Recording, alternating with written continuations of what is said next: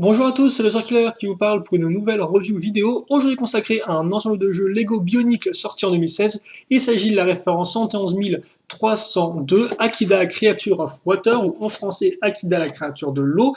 Elle coûte 9,99 € et elle contient 120 pièces, donc d'ailleurs un nombre de pièces assez conséquent, et vous allez comprendre pourquoi, eh bien, très prochainement dans cette vidéo. Donc la boîte avant ça, eh bien, a la petite bannière bionique avec le masque de Makuta qui explose des rochers. On retrouvera bien sûr Akida en gros plan avec aussi le petit piège à pattes ici qui a l'air un peu menaçant. Aussi en termes de détails, on pourra noter le masque de Gali doré sur ce côté-là de la boîte, voilà, et de l'autre, donc eh bien Gali elle-même, la fameuse toile de l'eau qu'on retrouvera aux prises avec d'autres pièges qui sont ici, et même un peu là, dans les profondeurs. Terrible et terrifiant à la fois. Donc, là, la boîte, maintenant, qui est un peu moins terrible et terrifiant, vous montre, eh bien, Akida plus Gali, qui donne effectivement, eh bien, ceci, une sorte de fusion, d'unification entre nos deux personnages. Je vous la montre, voilà, un peu mieux. Et puis, pour le reste, hein, des petites images, des mécanismes, ça, bien sûr, on en reparlera ensemble dans la vidéo, donc pas la peine de s'y attarder plus que ça. On passe maintenant au mode d'emploi, que voici que voilà, donc par contre, là je vais un peu rapprocher la lumière afin que vous puissiez voir au mieux ce que j'ai à vous montrer, à savoir tout d'abord eh bien, la petite bande dessinée. Alors très rapidement, hein, vous avez voilà, Umarak qui a visiblement enfin trouvé le masque de Makuta qui est très pas content. Là vous avez Akida qui trouve effectivement le masque de Gali, Gali qui approche pour peut-être quelques ennemis, voilà, elle met le masque, il s'unifie et bam, Umarak, eh bien, il se prend un vieux raz-de-marée dans la tronche. Pour le reste, un mode d'emploi donc en 32 étapes, comme vous pouvez le voir. Donc là encore, il y a de quoi faire. La liste des pièces. Umarak, donc à ce niveau-là, je pense qu'on a le droit voilà, de peut-être un tout petit peu mettre le focus comme ceci. Et puis pour le reste des pubs, vous aurez donc voilà, l'application, les différentes combinaisons possibles. Il y en a 6, hein, c'est simple, donc il y a 6 Toa et 6 créatures. Un joli poster avec les 12 personnages ensemble qui courent vers vous. Voilà, attention. Et la gagne. Ok, donc une fois que ça c'est fait, eh bien on va pouvoir passer un peu à du contenu un peu plus concret avec tout d'abord les pièces. Donc d'abord les pièces qui ont une nouvelle coloration pour cette année, donc les Recolor. Elles sont au nombre de 2 dans ce modèle-là. La première est donc une pièce purement bionique qui est apparue il y a très longtemps, en 2009. C'est effectivement la petite ailette qu'on va maintenant retrouver en bleu clair ou dark azur, hein, à vous de dire quelle couleur vous préférez. La seconde pièce, elle par contre, est apparue avec le thème Lego Legends of Shima, c'est la petite pièce un peu de flamme lame, entre guillemets, comme vous pouvez voir, et donc on aura en orange. Avant, on l'avait juste en jaune orangé, donc nouvelle couleur, plutôt nouvelle teinte, toujours intéressante. Enfin viennent les nouveaux moules pour 2016, et donc déjà on commence avec les moules qui sont plus ou moins partagés par la plupart des personnages, à savoir donc un morceau de piège, comme vous pouvez le voir, donc il en faut 2 pour créer le piège en entier, donc les deux pièces seront similaires. Vous noterez les accroches ici, ainsi que là et là, donc accroche cruciforme et accroche circulaire. Chouette niveau détail et vraiment une très jolie pièce, je trouve, et aussi accroche ici et là, effectivement, accroche à clip à ce niveau-là. Ensuite, on passe à la fameuse pièce donc d'unité, qui permettra effectivement de lier les personnages ensemble, donc créature et Toa. Comme Power, pièce assez carrée, mais qui reprend bien évidemment des grands basiques de Bionic, à savoir les pistons ici, voilà. Comme vous pouvez voir, pas mal d'accroches, et vraiment des dimensions assez particulières, hein, vraiment très en longueur, assez carrées aussi. Voilà. Enfin, bien évidemment, la tête de créature, donc qui, elle, par contre, est exclusive aux créatures pour l'instant. Et cette couleur-là est exclusive à Akida. Donc, effectivement, le argenté qui part comme part vers une dégradée de bleu foncé transparent, donc qui rend vraiment très bien. Là encore, vous noterez la qualité des imprimés. Par contre, en termes d'accroche, vous noterez juste celle-ci ici, celle-ci en dessous avec le connecteur, ainsi que les deux sur le côté. Voilà, et vous noterez donc encore les petites inscriptions, les petits yeux, hein, qu'on ne voit pas spécialement au premier aperçu, et donc vraiment une très jolie pièce, avec une forme bien courbée, et ça je pense qu'on aura le temps d'y revenir dans cette vidéo, sur justement les formes du modèle. Donc on va commencer la construction du piège, et on va faire ça assez simplement en fait, car on va prendre nos deux pièces de... Alors oui, par contre, on va voilà, régler ça bien comme il faut. Donc comme on peut voir, une pièce de piège ici, une pièce de piège là. Je vais prendre une pièce qui a des crans qui peuvent être pivotés, et je vais relier les deux, comme ceci. Voilà. Ensuite, pour vraiment bien relier ça et ajouter des détails, je vais rajouter un œil au bord barre circulaire qui me permet donc de fixer maintenant les pièges aussi à ce niveau-là et à ce niveau-là. Alors pourquoi je dis à l'arrière? Alors il n'y aura pas d'œil à l'arrière, mais par contre il y aura tout de même une petite hélice. Là encore, hein, l'hélice qu'on attribue aux personnages aquatiques depuis très longtemps, même dans les l'ancêtre des bioniques, les slizers. Hein, effectivement, le slicer de l'eau avait déjà une petite hélice à l'arrière de lui, donc c'était plutôt cool. Et donc c'est aussi un taille assez intéressant. Enfin, il nous reste les pattes à faire, donc avec ces deux pièces-là, qu'on va utiliser. Donc on peut voir là, vraiment toutes les pièces d'accroche du piège sont utilisées. Et à l'avant. À l'avant, vous noterez par contre la présence de petites mains de bottes qui serviront à faire les pinces. Et donc voilà pour notre piège qui honnêtement rend vraiment très bien. Donc, je vais, alors excusez-moi, je vais faire un peu le vide là-dedans histoire de pouvoir bien vous le montrer. Comme ceci. Alors par contre, je me rends compte que je n'ai pas les mesures du bonhomme. Je vais faire ça juste après vu que j'ai une règle qui traîne sur mon bureau. Et donc bien évidemment, hein, vous pouvez tourner l'hélice, vous pouvez aussi bouger les pattes plus ou moins de haut en bas, donc si vous voulez vraiment faire un peu menaçant en train d'arriver, voilà, vous faire ce genre de choses là. Idem si vous le faites un peu en train de nager, en train de se pousser avec ses pattes, vous pouvez aussi le faire. Et bien évidemment, comme c'est un piège, une sorte de piège à loup, voilà, vous pouvez le refermer comme ceci. Et il rend aussi assez bien, je trouve, dans ce mode-là. Donc franchement, c'est un très bon piège, je trouve peut-être un des meilleurs, hein, j'ai vu rapidement les autres, et honnêtement, lui, je le trouve très réussi, très complet, avec les petites pinces à l'avant, comme une sorte de crabe, donc franchement, il a tout pour plaire, je trouve. Et donc oui, rapidement, en termes de dimension, donc je vais le mettre tout droit comme ceci, et je vais, hop là, vous donner les dimensions, très rapidement. Alors, il fait à peu près 10,5 cm de long, ou de large si vous préférez. Puis en termes de profondeur, c'est 6 cm. Et en termes de hauteur, ce sera à peu près 8 cm. Voilà. Une fois que c'est fait, on peut maintenant passer à Akida lui-même, ou elle-même. Je ne sais pas trop si c'est une créature qui est sexuée ou non. En attendant, eh bien, on aura plusieurs éléments pour constituer le corps, à savoir 3 plus ou moins. Le premier, c'est celui-ci. C'est aussi la partie où on va trouver tous les os du modèle, car effectivement, Akida étant un poisson, vous allez voir, il a une structure qui est un peu particulière et des pièces utilisées, ma foi, plus techniques que vraiment Hero Factory, à savoir donc des pièces avec connecteur et ball joint. Donc, comme vous pouvez voir, là, vous avez en effet 3 pièces d'os, comme ceci. La plus grande servira à servir de base, et le reste, là, on aura le cou, et là, vous aurez entre guillemets la partie arrière avec la grande nageoire, comme ceci. Voilà. Donc, nous, ce qui va nous intéresser forcément, c'est la partie centrale du corps. Dessus, on va rajouter 2 éléments. Le premier, ça va être celui-ci. Comme on peut voir, ça ne paye pas trop de mine. C'est 2 barres reliées à l'aide d'une pièce comme ceci. Voilà, donc une barre qui bouge. Vous noterez les différents points d'accroche, par contre. Et par contre, avant de faire ça, excusez-moi, j'ai oublié le plus important, c'est qu'en effet, vous avez casé la pièce d'unité comme ceci. Donc on l'a fait glisser, et maintenant on va la relier à notre corps. Donc déjà, effectivement, à l'aide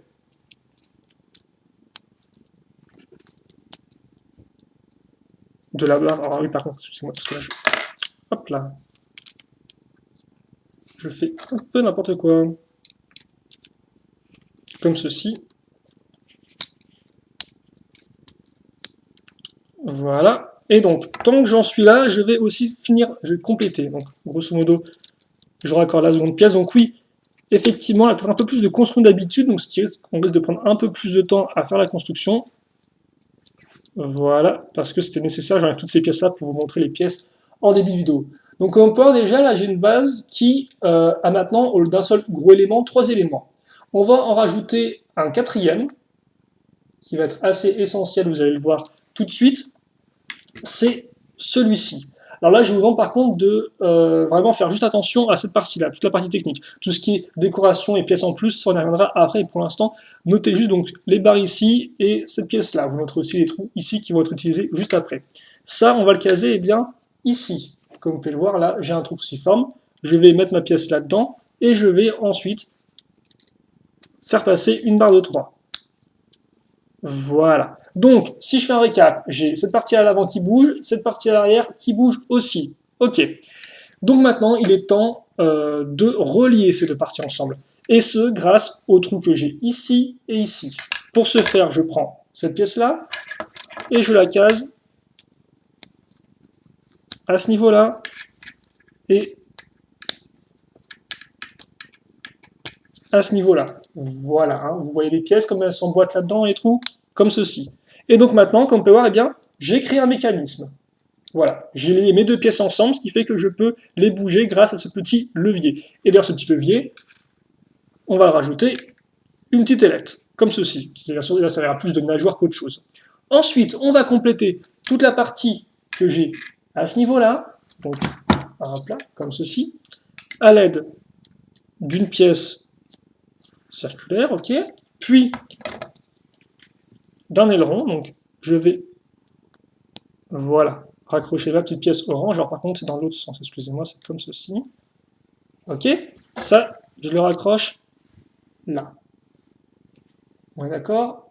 Par contre, je pense qu'on peut, voilà, un tout petit peu remettre ça en arrière.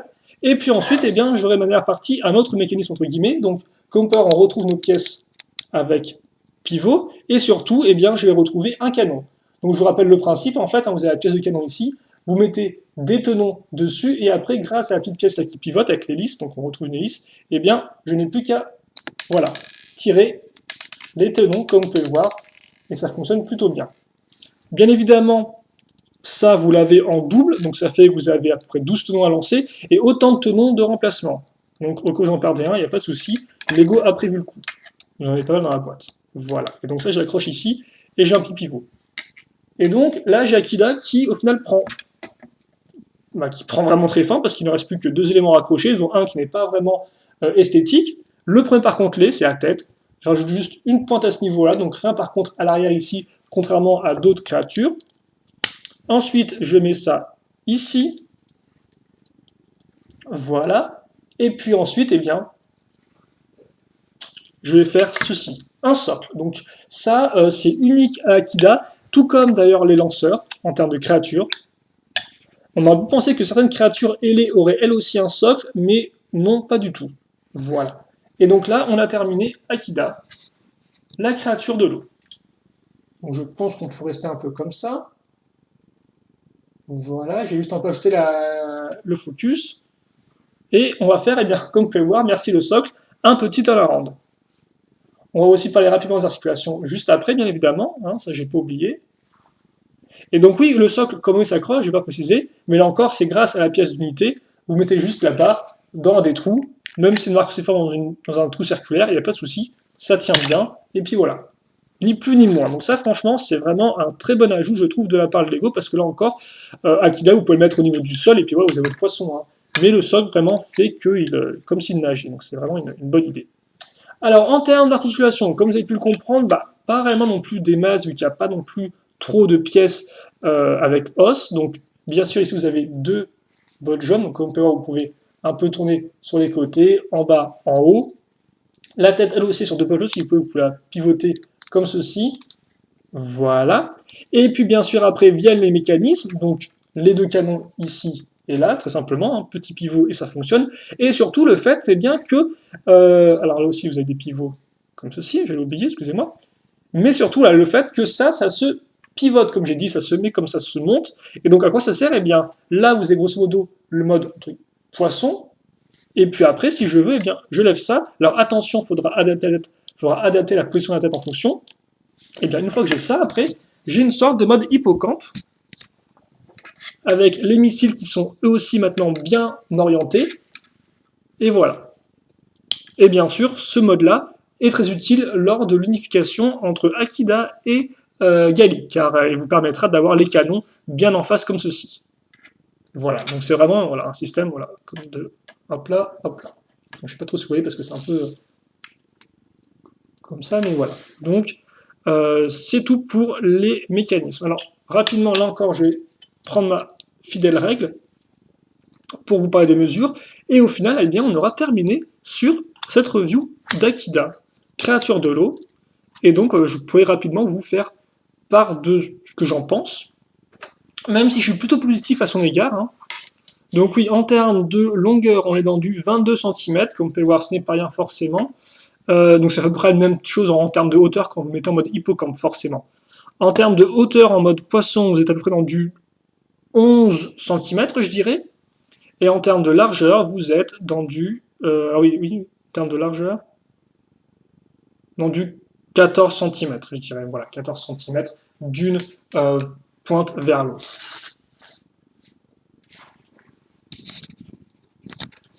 Hop là.